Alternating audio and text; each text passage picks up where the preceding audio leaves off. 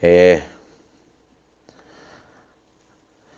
falando um pouquinho aqui de Heidegger, a primeira especulação de Heidegger, puramente ontológica, parte da filosofia que trata da natureza do ser. É, é, é toda orientada para a solução dessa questão, a questão do ser. Então, de acordo com Martin Heidegger, a questão do ser, embora sempre estudada ao longo da história da filosofia, jamais foi resolvida, sendo até muitas vezes deturpada, segundo ele, na sua obra Ser e Tempo. Uma vez que outros filósofos estudavam aspectos particulares, alguns partes do ser, e não este como um todo. Em Ser e Tempo, sua obra mais reconhecida, Heidegger faz uma elaboração concreta acerca do sentido do ser, não de forma conceitual, mas sim de maneira interpretativa. É a hermenêutica que ele usa.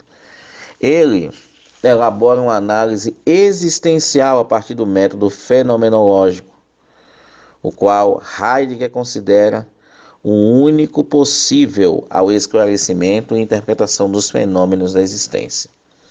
Então, segundo Heidegger, o ser não somente não pode ser definido, como também nunca se deixa determinar em seu sentido por outra coisa, nem como outra coisa. O ser só pode ser determinado a partir do seu sentido como ele mesmo. Ou seja, o ser é autônomo e indefinível. Não podemos definir o ser, como os antigos na tradição tentaram definir o ser. E o ser nunca se manifesta direta ou imediatamente, mas sim como o ser de um ente. Então nós, seres humanos, o computador, a latinha de cerveja, o livro, o copo, o ferro elétrico, a roupa, enfim, tudo é um ente. Tudo é ente. Mas o ser se manifesta direta ou imediatamente como um ser de um ente. Aquilo que faz presente o ente e que o ilumina, mas que também se faz presente e manifesta-se no ente. A compreensão do ser está sempre incluída em tudo que se apropria do ente. Porém, o ser não é um ente. Então, o ente é uma coisa, o ser é outra. E vem aí uma certa confusão básica, né? Que precisamos tomar cuidado quando formos abordar a questão do ser e do ente, né? O ente é um modo de ser e é determinado por este. O ente é tudo aquilo de que falamos, nos referimos, diz respeito a muitas coisas e em sentidos diferentes. Volto a dizer, um cachorro, um pássaro e até mesmo uma cama, uma cadeira, é o que somos e como somos. Até eu e você somos entes.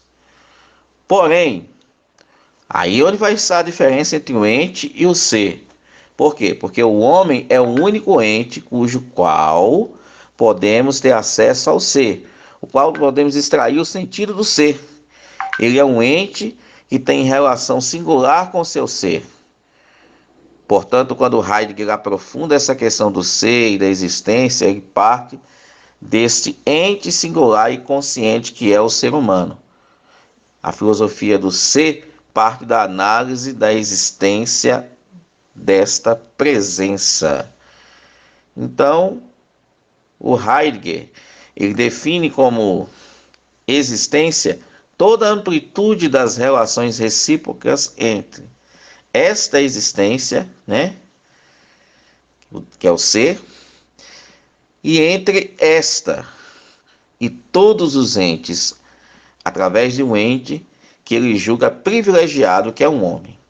Então, em síntese, o ser, o único ente onde o ser se manifesta, O único ente que tem relação com o ser é o ser humano. Por quê? Porque uma caneta, um lápis, ele é definido. Por exemplo, a caneta serve para escrever. O cão tem suas limitações por conta dos seus instintos. O celular tem suas funções definidas. Ele serve para atender, para fazer ligações. Vai chegar uma hora que você vai terminar de definir o celular. Agora o ser humano. O ser humano, a gente nunca vai conseguir parar de definir o ser humano. Então é aí onde entra o ser. Porque o ser humano, ele é ente, mas também é ser. Por quê? Porque ele se projeta, ele tem essa capacidade de se projetar, de se expandir. Por isso que não podemos definir o ser humano, porque ele, na verdade, ele um viraceiro que se é. Ele não é, ele está sendo. Ele só se completa quando ele morre. Enquanto ele não morre, podemos sempre dizer, fulano de tal está sendo isso, amanhã ele pode ser outra coisa. E o ser humano, ele tem esse privilégio de ter as possibilidades de ser, de se tornar, de nunca se definir a partir de um parâmetro único.